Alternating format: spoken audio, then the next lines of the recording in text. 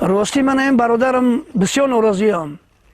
همین برادری من باشه کو این برادری من مسلمانگری نداره تماما. این مسلمان خیلی نمیشوه. این کیه خودش یک همون ملکی همون پاکستان در باور کنی این یعنی چرسی بود. همه ما را سمیه ما را باور که از همین گفتی که افغانستان ایست اومدگی پول همین سمیه ما را همین ویران همین کاگی های. این خیلی انسانگری داره. این خانه ویران یکم دودار ما اشرف سعدی را همین ویران کرده. اگر این آدم انسانی با آب رو با چی بود یگان مثال چی نداشت یگان کمبودی نداشت یگان پرابلم نداشت مقصد از دست همین ترک کرد وطن بیچاره.